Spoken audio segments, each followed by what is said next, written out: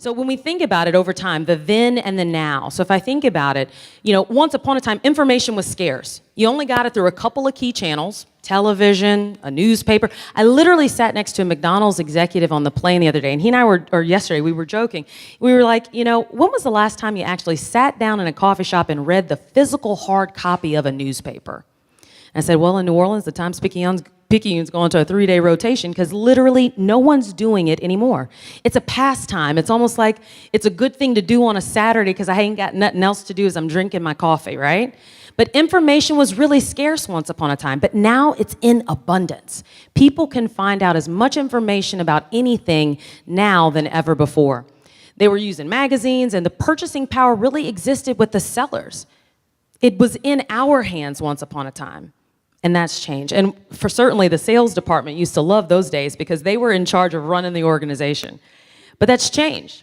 Now you have social media channels, you have influencers that are coming from so many different directions. Information's in abundance. The purchasing power now lies with our customer. They're in charge. And not only are they in charge, but the people that influence them are in charge. When you think about it, when you used to buy television, once upon a time, most people were worried about how well does said television work? Does it turn on? Do I see a clear screen? Great, fantastic. I'm going to buy a television because it works. These days, I want to have the television that I saw on the latest episode of Power because I am really, really, really in love with Ghost. Anybody who hasn't seen Power, you got to get on it. You'll be addicted in a minute. But then I'm also thinking about, who has that TV? Who has that car? The influencers that surround your target customer are changing. And the resources that your customer will use to make a buying decision is going to be based on who's influencing them through many of these social media channels.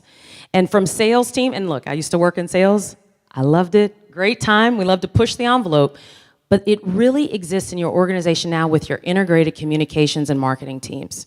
You have the ability to work together to control the branding outside of the organization and solicit influencers that really influence your target customer to better support and understand the experience that you're trying to provide with your brand.